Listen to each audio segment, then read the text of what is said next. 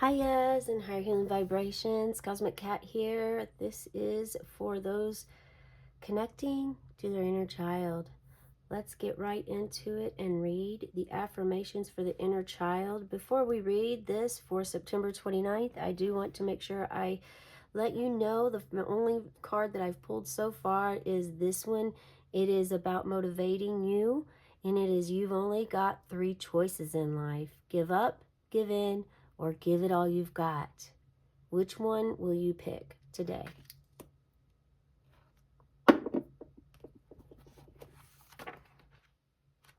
September 29th is all about praise. I am overcoming my praise deficit. Just as a marathon runner experiences an oxygen deficit after miles of exertion, so too did I develop a praise deficit while growing up. I yearned to be appreciated, yet because I received so little recognition from my parents, I began to question whether I was a good person worthy of praise. How many of you lived this life? Because I don't know the statistics, but I'd say at least over half of the world has felt that way before. In my adult life, I have sought to fill my praise deficit by fishing for compliments. At times, I have manipulated others into praising me by expressing false humility. Today, I will give up these false ways of filling my praise deficit. I will find my mind with positive, I will find my mind and fill it with positive self-talk. I will start keeping a journal in which I can jot down a list of my daily triumphs, great and small. Today, I will meet my needs for praise without resorting to manipulation. Praise. If you did not receive praise as a child from those you looked up to, from your mentors, your guardians, those who looked after you and tended to you and took care of you, if you didn't receive praise, this could show that you seeked their affection and attention in multiple ways, but was never ever acknowledged, accepted, aware of, approved, and it really left you with an emptiness. And definitely, when you don't have that as a child, it is why 80% of people externally seek love or seek to fill those empty cups elsewhere. And sometimes feeling the deficit by either fishing for compliments, manipulating others. Sometimes there's a victim mentality that you also have, where you just feel like maybe you don't belong, or perhaps you're a victim.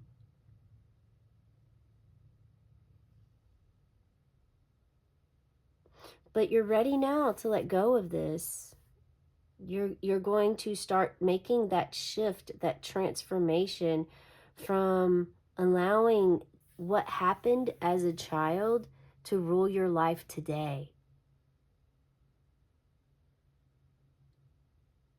To understand this is your very first step of shining light on it.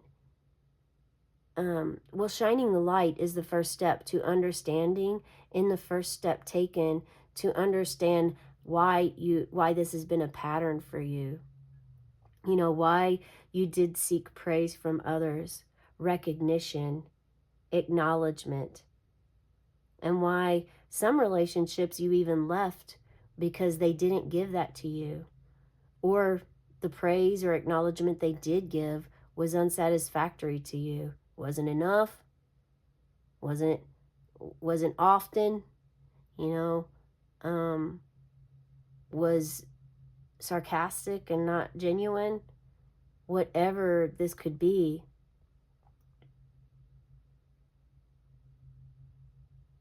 So a lot of this praise also falls into worth. Being a child and seeking praise from your parents, very, very natural and common. Wanting them to be proud of you, proud of who you are, proud of what you've accomplished, for them to understand the hard work or effort that you put into creating a project, and wanting them to at least even see it. But if they don't have the time, or if they're unwilling or don't want to, then a sense of your creation feels unworthy. Now that you are an adult, you are able to actually be an alchemist and transform that energy yourself. To fill yourself with positive self talk, daily affirmations, retraining your brain of the old programmed ways, understanding that today you have the quality and the energy of the inner child within you from what you learned by the time you were 8, but yet that doesn't need to define you today.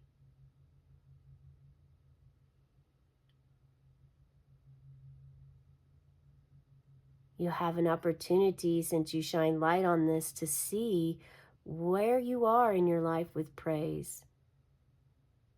And if you are still externally seeking praise from others, validation from others, or if you're able to actually balance your own energy and understand, like, to make something for yourself, the project you worked so hard on, to understand that it is all your energy that you put into making it. It did take other energies in order to make it happen, though. You don't make anything on your own, because no matter what you make, you need tools. Where'd you get the tools? You had to go to a store probably to get the tools, which required a car or transportation of some sort. It required gas to get the vehicle to move, money in exchange in order to buy whatever supplies you need to make the project. So even though it was your idea, your creation of what you made, you understand now that it took a village to make it happen, because without those tools, without the supplies, you couldn't have made what you wanted to make in the first place. Or you could have, but it would have taken you a lot longer. You would have had to make all the supplies yourself. You still would have had to have money to go get whatever it is to make whatever it is you're making. Like, say for instance, you're making a flute, a wooden flute. You still need a piece of wood. So you got to go forage that from the earth somewhere. You need a solid, good knife to carve that you have to go buy. I mean, maybe you can make a knife very skillfully, but most of the time we need to go buy knives. Even ancestors had to do that. Someone made the knives, but they still had to purchase it somewhere. So you understand that part of it, and also your self-worth is how you feel, not based on others. Let's go ahead and pull some cards for this. Okay. Information. So you've got 3 choices. You can give up, give in, or give it all you got. So you have an opportunity to give it all you got for praise. Praise yourself, and others' praise is going to come naturally, and it will be more genuine too. Once you ask yourself also, what in me is pulling this energy to me? The Green Witch. That's literally the name of the deck. The Green Witch. Excuse me.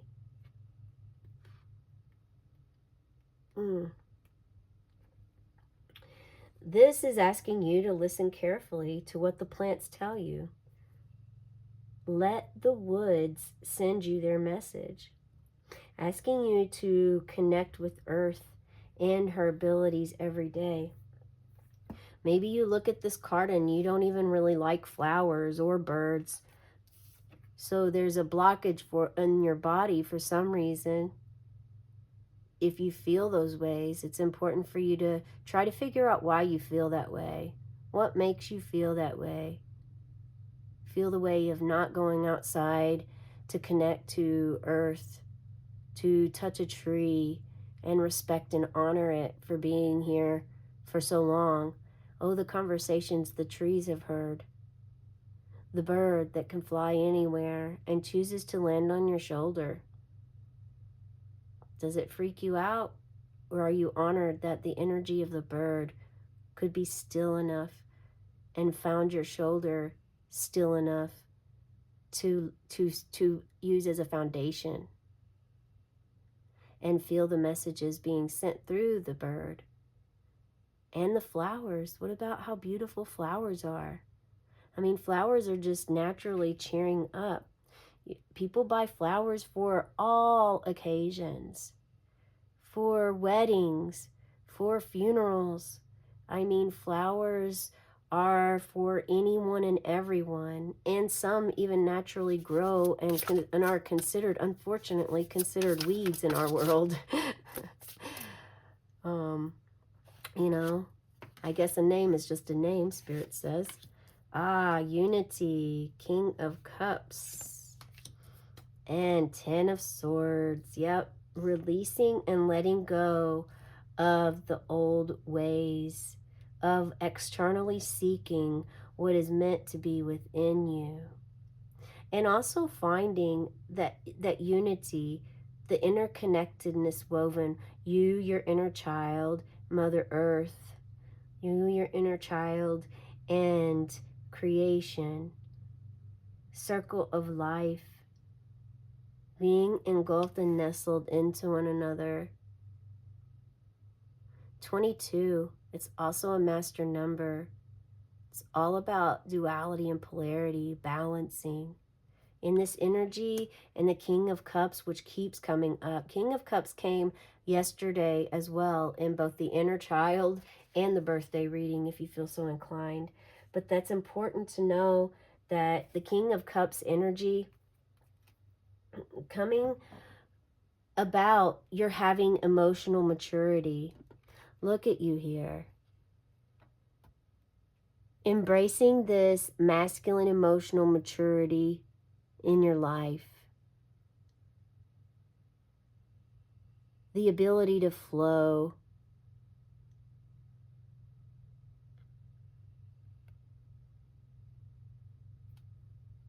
The ability to have compassion in a leadership role.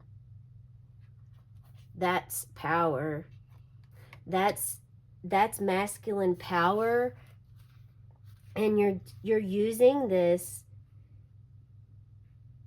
to literally remove those old patterns on praise, those old patterns of this is you then carrying the weight of everyone else because your mental state was all about receiving recognition, acceptance, approval, worthiness.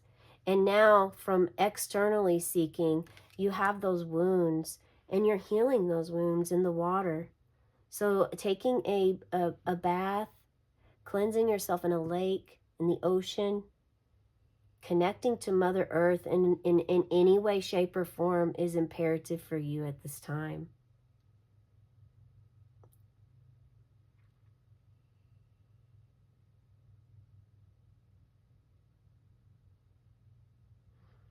Because the King of Cups energy that's available to you is calm, soothing,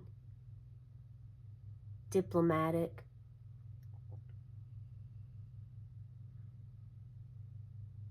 This king, this masculine energy, this could be someone you look up to, someone that maybe is new in your life that just came around, a male leader that shows that type of compassion, yet also can say no, has healthy boundaries within their life, restores harmony, understands circumstances that elicit individual emotional responses. This is what happened. This is what helps during times of stress or distress to balance what you're experiencing. And finally releasing this dense, heavy energy that you've held on to your entire life, because you're now learning to understand your inner child, why your inner child was hidden, why your inner child struggles, why your inner child doesn't want to go outside. That would be a major block. Is there fear of water? Releasing fear of being yourself and claiming yourself, who you are. Praising yourself. Not externally seeking praise, but knowing and understanding your worth and your value, and praising yourself after you finish a project, after you complete something, being very proud of yourself and honoring yourself with a ceremony, with a gift, with a special treat, something that you don't always do that makes it feel really loving to you. Showing you self-love is exactly what your inner child is wanting you to do. Give it all you've got. That's the message I have for you today. How does it resonate for you? Share in the comments below. Have a cosmic day and tonight, meow.